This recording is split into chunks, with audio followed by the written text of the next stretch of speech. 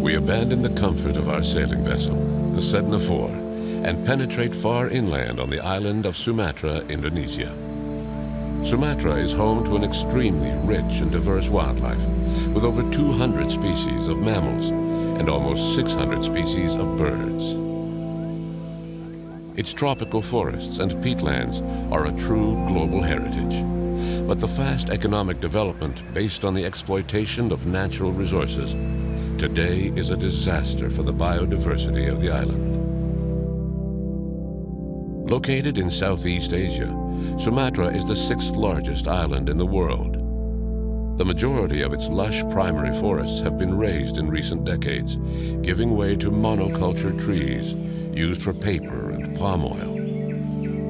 Today, in what remains of these lush forests, we still find populations of elephants, tigers, rhinos, and great apes. But all these iconic species are now on the sad list of endangered species. The remaining orangutans struggle to survive the impact of deforestation. The loss of these habitats threatens the wildlife populations, and if nothing is done quickly to stop this massacre, 98% of forests could disappear within 20 years.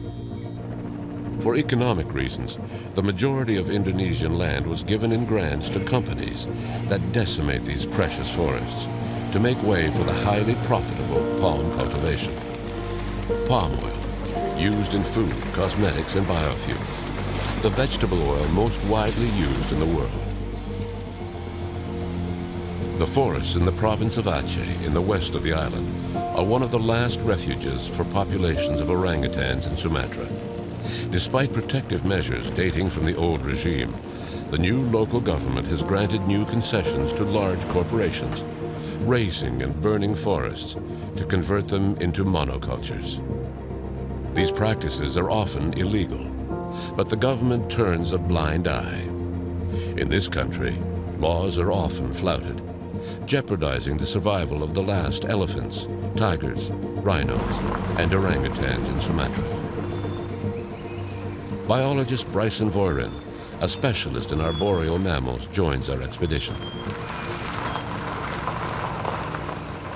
Well, I spent a good part of my life in tropical rainforest canopies around the world, in both New World and Old World forests. Now, this forest is especially interesting to me because of the orangutan. Our investigation begins at the SOCP Quarantine Center, the Orangutan Conservation Program in Sumatra. In addition to its many research programs, the SOCP collects the victims of deforestation and animals captured by poachers who resell them as pets.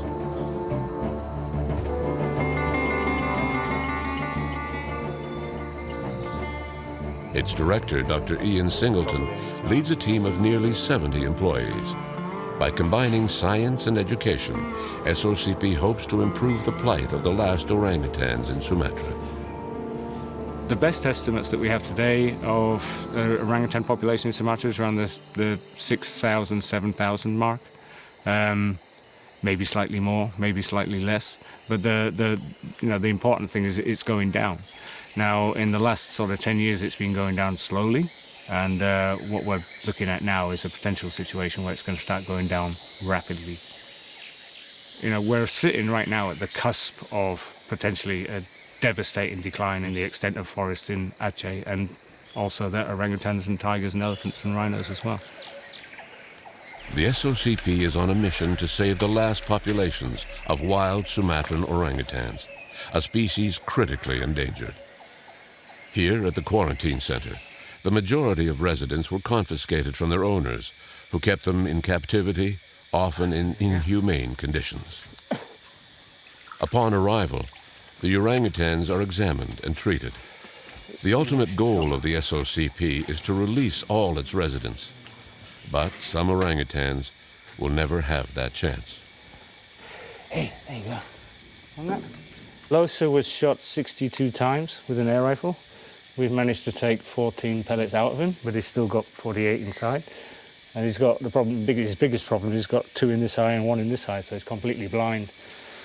You can see his eyes, look, there's just nothing there at all. And we'll never be able to fix that. So he's going to spend the rest of his life as a captive orangutan, which could be more than, could be 40, 50 years.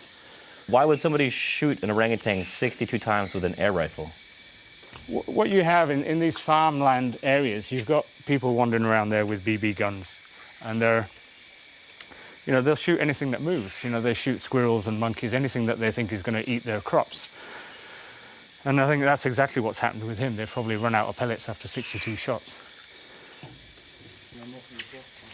You want to sleep, don't you? You just want to sleep. Huh? So, yeah, these cages behind us are what we call the long-term cages. So that's especially for animals that we know can't be released, at least for the foreseeable future.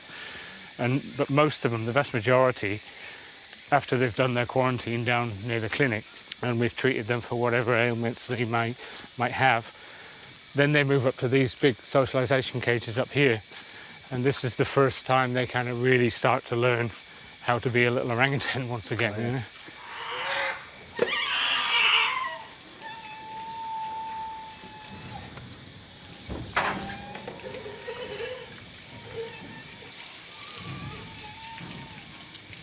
So this is,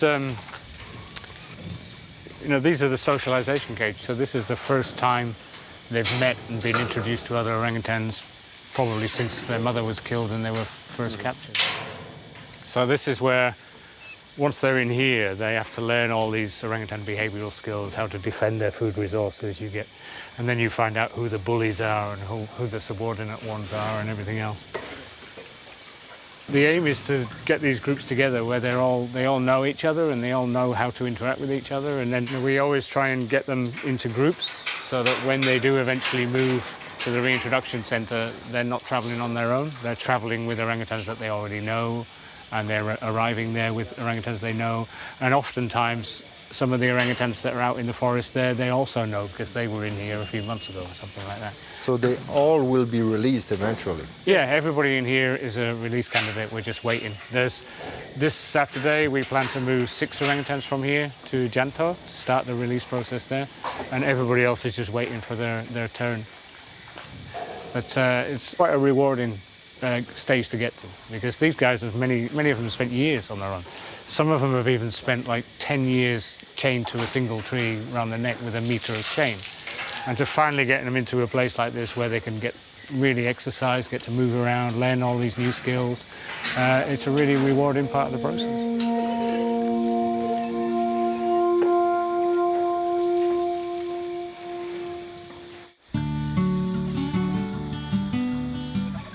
Counting the wild orangutans is a complex task, and the SOCP biologists must travel long distances into the forest to find the nests made daily by orangutans. Often located at the top of trees, it is a daunting task for the patrol. But today, a new technique is being used to better catalog the Indonesian forests. The drones are equipped with high-definition cameras to photograph or film the canopy, where the orangutans spend most of their lives. This new technique allows the SOCP team to work with great efficiency, unparalleled by ground crews.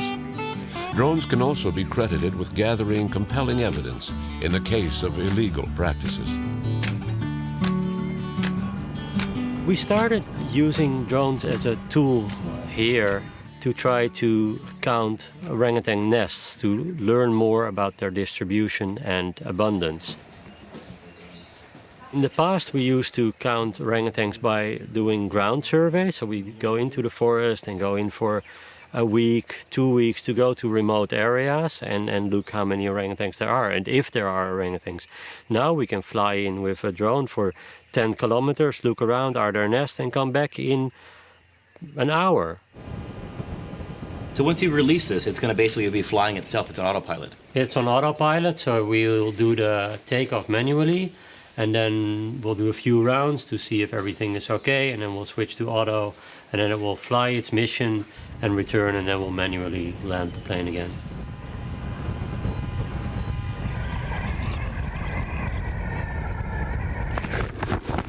Once we started that, we saw the footage and thought that this can be a much more applicable tool than only focusing on orangutans. It gives fantastic information on deforestation, on threats to the forest, on where forest is, what the agricultural threats are, and it gives us, in a way, very high resolution data that we can use to pinpoint where changes are occurring. In their efforts to protect the last wild populations, environmental groups have quickly understood the importance of documenting the logging operations. Drones have now become an effective weapon in the fight to save these last protected areas. The problem is not the oil palm tree. I mean, it's a wonderful, productive plant. The problem is the way the expansion of the industry is happening right now. The drupe palm has a much higher yield than soybean or rapeseed. Palm oil is now the most used vegetable oil in the world, and the expansion plans of these monocultures today threatens almost all the forests of Sumatra. The old school plantation industry thought long term. They established a plantation for 100 years. But the industry currently is being driven by people wanting basically double-digit returns in one planting cycle. And I really don't think they care what happens after that.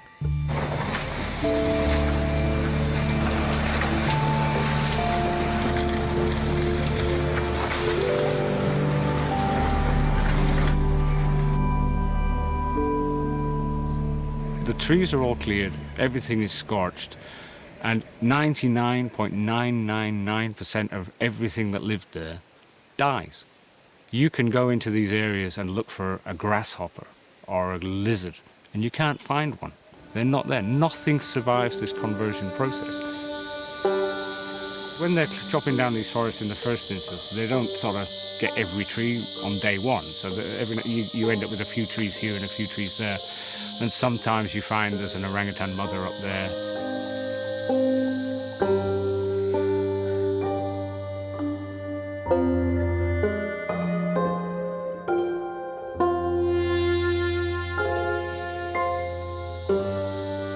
So they will chop the tree down and then they will jump on this animal and beat it and club it with machetes and wood and sharpened bamboo sticks and everything, and it'll be killed that way.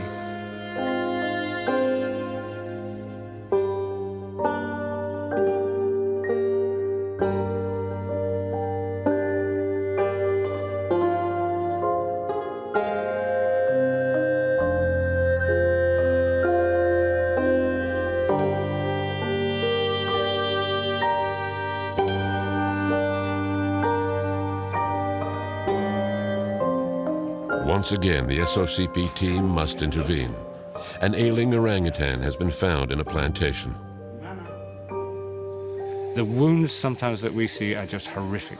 We had one many years ago. She aborted a full-term fetus during the attack, and when we got to her, she was chained to a tree by the neck, and her entire body was swollen up like she'd just done 50 rounds with Mike Tyson. It was horrible. The level of violence you need to do that, just concerted violence, it just amazes me. I find it hard to get it in my head that people can be that vicious. Animals rescued by the SOCP are fortunate, but they only represent a tiny fraction of the orangutan victims of deforestation and poachers. But for others, the majority, it will be death, out of sight, through carelessness and indifference.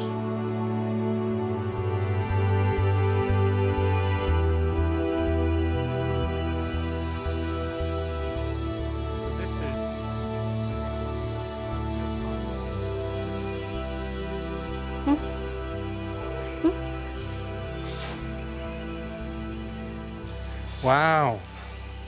Wow. So this is the one we got yesterday morning, yeah? Yeah. We just got the information from the forestry department, and then he said with us he found some big orangutan in the plantation, and the people say the orangutan is just staying in one place and then don't want to moving, and then when try to looking with binocular, he found a lot of wound there. So this is why the forestry department make a decision to take this orangutan going to here. He's got a big scar this here. Is a lot of wound on his body. He's on the head. This is very big wound there, and this is very deep. And then we found a big hole on the here, and then on the right hand, is it? He cannot using, and when we try to palpate, the scapula is calmed down. So wow. I don't know exactly is this a fracture or just dislocation. So we will make sure with the X-ray. But it's surprisingly calm, yeah? Yeah. Yeah. To see this poor creature come in and just look you in the eyes, and they have the most human-like expressions on their face, and it's just wondering, what the heck is going on and what are people doing to me?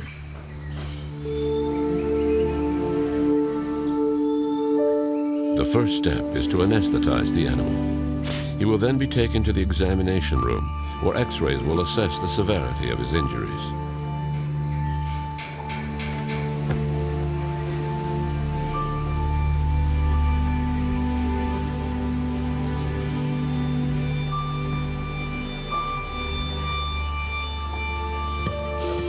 Rhea is an older male. He has not had much luck. His body is covered with bruises and injuries, likely inflicted by plantation workers. Again, the level of violence used reflects the inhumane treatment of these orangutans, who dare to stray into farmland or plantations.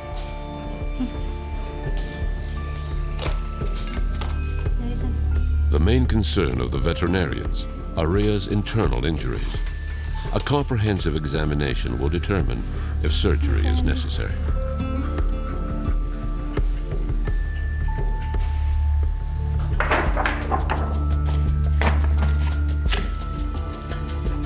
Initial tests confirm that Rhea is in bad shape and that a weapon was used.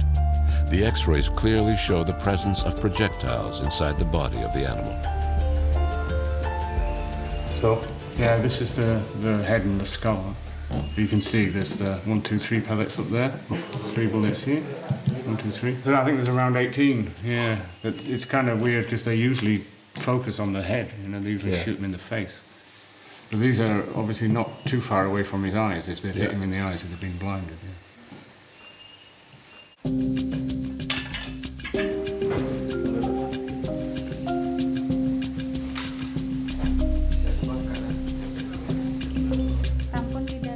The full examination confirms the severity of his condition and the presence of significant internal injuries.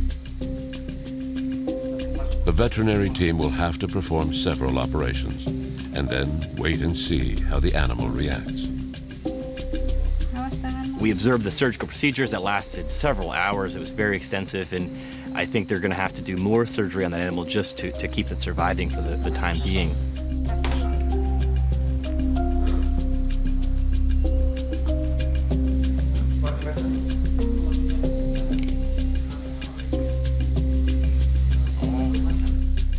So after 6 hours on the surgery, what's the verdict?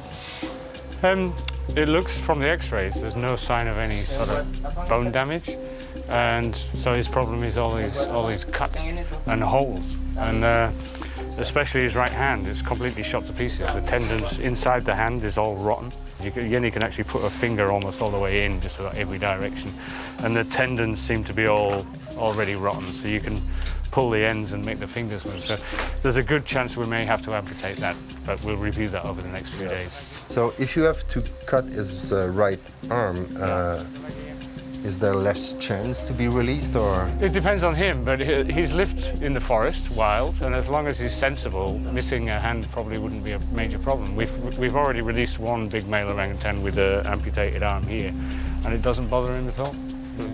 We'll see. Yeah. It depends very much on him now, I think.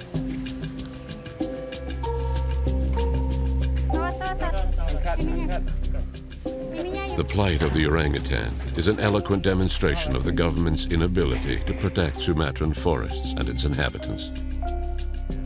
However, some laws prohibit cutting down forests in conservation areas. But local governments routinely turn a blind eye to illegal acts. In the late 90s, there was this thing called the Leuser ecosystem established by presidential decree and ratified by ministerial decree. And most of the wild orangutans are in the Leuser ecosystem, so the future of that species really much depends on that area. And then even more recently, I think in 2008, the Leuser ecosystem was designated a national strategic area for its environmental function, in which you're not allowed to destroy the environmental function of the area. Now this is being completely disregarded by a new spatial plan established and drafted by the latest government of Aceh, long after the civil war ended, that essentially opens up the whole of Aceh's forests, including the Leuser ecosystem, for new roads, new mines, new logging concessions, new palm oil plantations. And we are terrified about this because the effects on the orangutans is going to be massive. The Leuser ecosystem is one of the last havens for orangutans. The SOCP and other NGOs have documented illegal deforestation activities in the area of Tripa, a nature reserve consisting mainly of peatlands. They were able to prove that a company producing palm oil had, on a regular basis, lit hundreds of fires that have killed countless orangutans. A court case was undertaken to condemn this illegal activity. There is no doubt in my mind within the palm oil industry there are better players and worse players, and you have a whole spectrum. I'm sure there are companies that you could really say are environmentally responsible. They really are trying to do the better thing. And at the far end of the spectrum, the other end of the spectrum, of course, you've got people who really don't give a damn. What we're trying to do is shift the center of that spectrum up towards the better end, what we think is the better and more sustainable end of the spectrum. I don't think even expansion of the oil palm industry needs cause deforestation. There are huge amounts of degraded land in Indonesia that could be converted into oil palm plantations without any further deforestation. The Ministry of Forestry has two jobs on its plate. One is to maximize state revenue from the forests, and the other one is to protect forests and biodiversity. So I think you tend to find that one tends to win out over the other one. And corruption is the other thing. I mean, even when you've got a clear violation of the law, evidence, witnesses, an infallible case, it's still a huge challenge to get something like that into the courts and then to achieve a successful prosecution, because corruption is just throughout the system. I would say the vast majority of damage being done is not caused, as a lot of people tend to advocate, poverty. I believe it's caused by greed. It's people that already have something wanting more.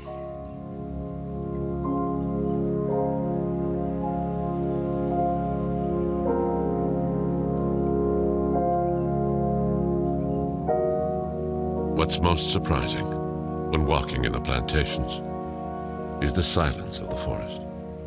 A deathly silence, reflecting a world without life, artificial, and no future. What's changed then in 100 years of having all these plantations around? Nothing. The money is in Jakarta. It's built shopping malls and new airport for Medan, and it's spent in Singapore. And all the plantations in Aceh, the owners of these, are actually living and spending all their money in Medan. It's not staying in the area. The day has finally arrived for some residents of the quarantine center. Today they undertake the long journey to the reintroduction site at Janto, located in the province of Aceh. These orangutans have socialized sufficiently to allow them to interact with other orangutans. They are now ready to be set free in a protected area where the SOCP brings together survivors of deforestation collected from all over the island of Sumatra. We're lucky when we're setting up new populations because these orangutans come from all over Sumatra, not just one particular place. So actually, genetically, they would be sustainable and viable with because they're from such a varied background. We don't really need 500 animals here to maintain genetic diversity.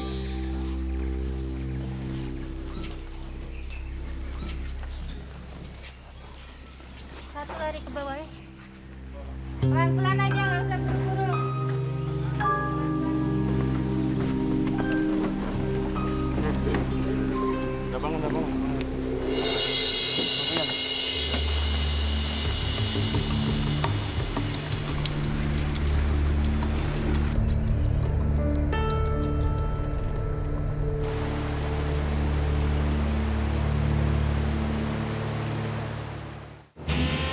The road to freedom is a long one for its orangutans. The journey will last 12 hours.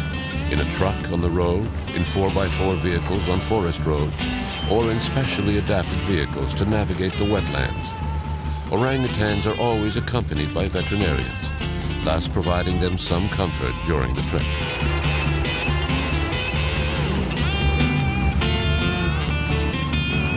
We also made the journey with them, often in dangerous conditions.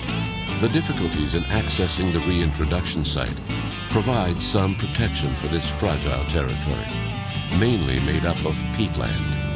Peatlands are deep peat, where all the leaves and trees and branches that have fallen into the water have never rotted, because there's no oxygen down there. So you end up with this massive accumulation of carbon under the ground, sometimes 6, 10, 20 meters deep, something like that. Now, if you actually look at Indonesia, I think Indonesia has something like 56% of all the world's tropical peatlands.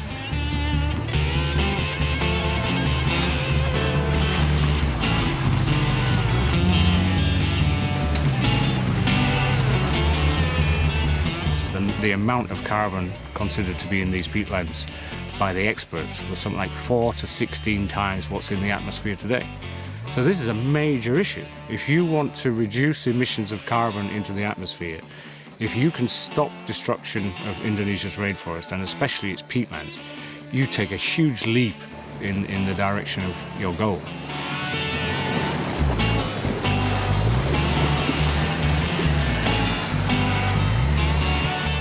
If we fail to protect these, it has major, major consequences for all of us, not just the people here, but everybody on the planet.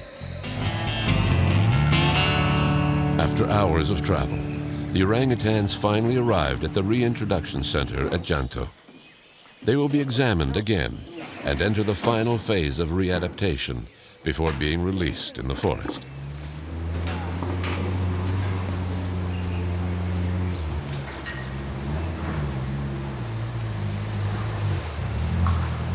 Mission accomplished. Yeah, this is the bit where we actually get to take a breather, eh? Yeah. It's always stressful when you've got the orangutans on the road, because anything can happen, like bridges breaking down or getting stuck with a broken axle or something. But once you get them here, they're healthy, they're in the cages, you can relax a bit. Orangutans tend to just sort of grasp it. You know, okay, I'm in a box, let's see where I go. Yeah. I hope over the next couple of days we'll see a few orangutans around here in the trees, and that's when you get a real kick.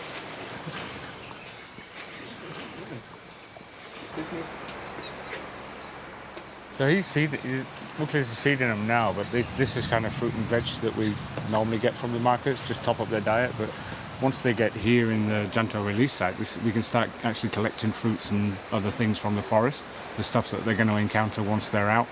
So, you know, by doing that, they actually get to taste and experience all these things, and then they see what their reaction is before they stuff their faces. Yeah. But I did once follow some orangutans we released in another area, and they found these sort of palms that were half fermented, and they stuffed their faces on that, and probably getting more and more drunk, and then they spent the whole night throwing up out the side of a nest, you know.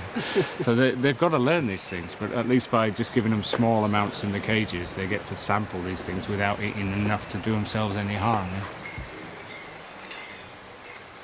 And actually, while we've just been talking, orangutan's just climbed up on the cage here. Has just come up now. She's been out 2 years. Wow, 2 years? Yeah, she comes back every few months, and she was here a couple of days ago, but she looks really good. I'm really impressed. Yeah.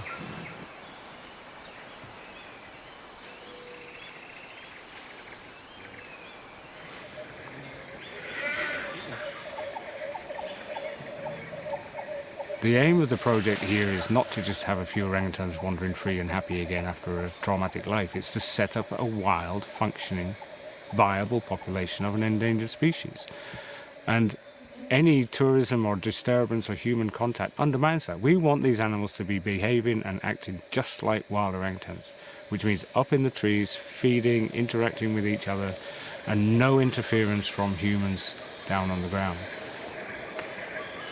Several of the orangutans released into the wild are equipped with a small subcutaneous transmitter that allows them to be traced and their progress monitored. Well, it's not really far, eh? No, the signal's about 90, so it means it's somewhere within 100, 200 meters max. So, but it's difficult to find out exactly where they are because the terrain's quite undulating and the signal bounces around a lot. But we know it's somewhere in this kind of forest patch here. Okay, let's try to find it. Yeah, okay, let's see if we can get closer. There he is.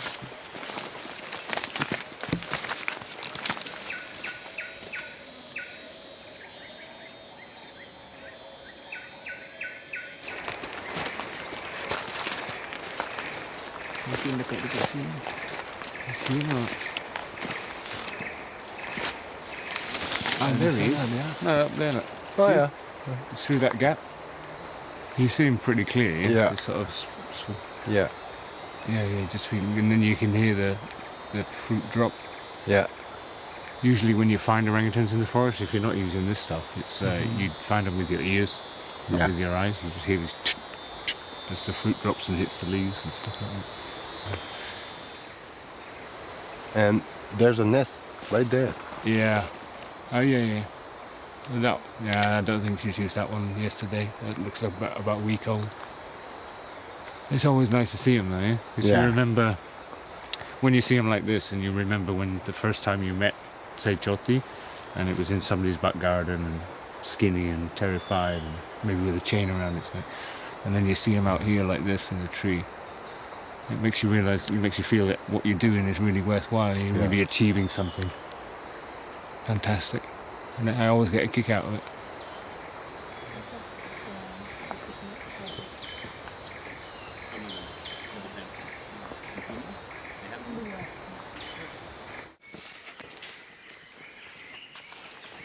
But not all orangutans are so lucky. At the quarantine center, Rhea is not well. His health is deteriorating, and the medical team must act quickly.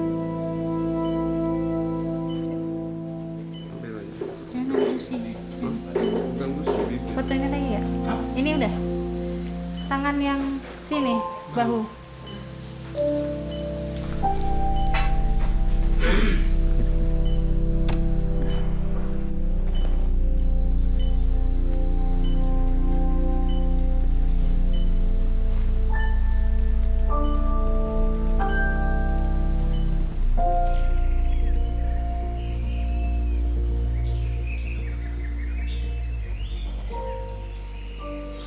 So great day for Ruben, eh? Yeah, in a minute, Muklis will he'll hang a few bits of fruit on the rope there, try and encourage him to go across, and then the last step is just to open the door. Yeah. And then it's up to the orangutan what he does next, yeah?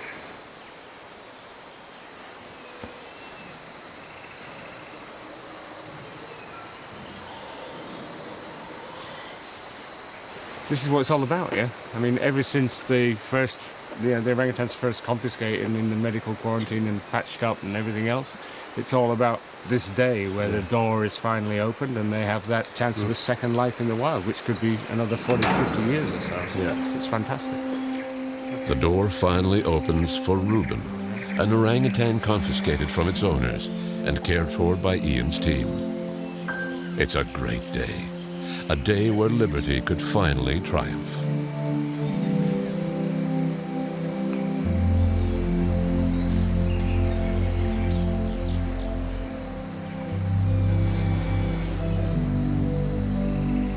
Obviously a little bit unsure about what he's doing, taking a look around. A lot of them do that. They the surprise of having the door open is like, ooh, what's going on here? So they don't just immediately run into the trees, but they just consolidate themselves for a few minutes and see what's around, see what's where. and then they make a plan. Okay, look, he's off. Oh yeah. Oh yeah.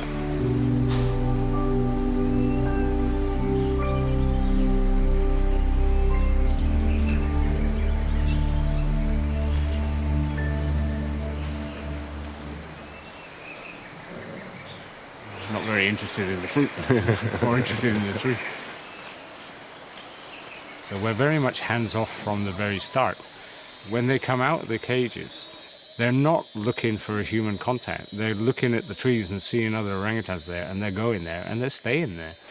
There's no difference between these orangutans right now and those orangutans I followed for 2 years in the swamps. They're up there all the time, feeding very much on the stuff they should be feeding on, and at the end of the day they made these beautiful nests and went to sleep.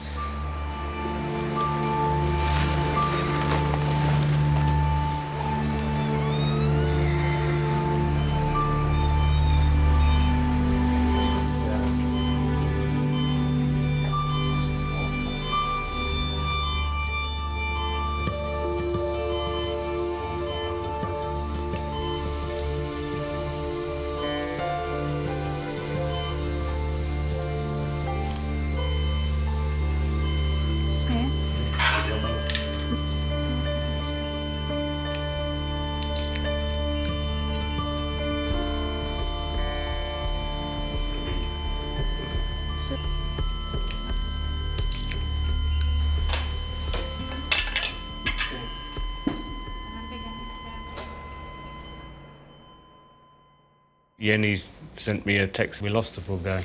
Oh yeah. So, yeah, didn't make it. But I'm kind of, disappointed because I was a bit optimistic. I thought when we had a good look at him the other day, it looks like he's still pretty strong. He's been enthusiastic about his food. But I think the injuries that he's got inside are much more than what we saw outside. It's really sad because I thought it was a great, rescue story, but he was eating with good appetite and everything, but...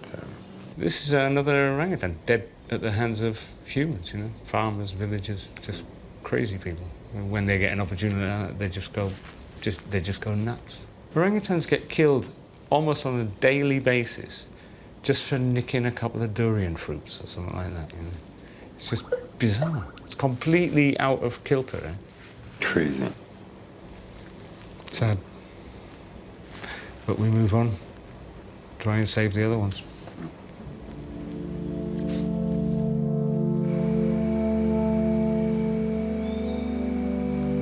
The fate of the last Sumatran orangutan populations depends on the commitment, determination, and passion of people like Ian Singleton and his team. The protection of the last protected forests of Sumatra is of paramount importance to avoid further tragedies such as Ria. In this unrelenting fight, the SOCP did lose another patient. But the struggle has won an important victory, thanks to the support of other local NGOs and the public, who responded to the appeal by environmental groups.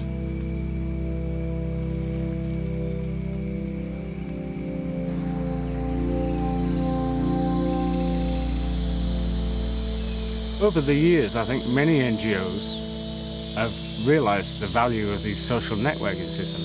Firstly, websites for getting information out there, but also things like Facebook and Twitter and all the others for getting information out quickly to a large audience. And as a result, we are now able, if we want to launch a quick appeal or request letters or get people to sign a petition like the one we did recently on Avaz, to get large numbers of people on board very, very quickly.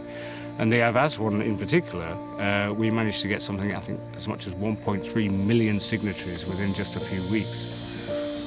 Every time you sign one of these petitions, an email goes to the president of Indonesia, it goes to the governor of Aceh, the head of the forestry, and it goes to all these others. So they hate getting 1.3 million emails. But it also gets picked up by the press.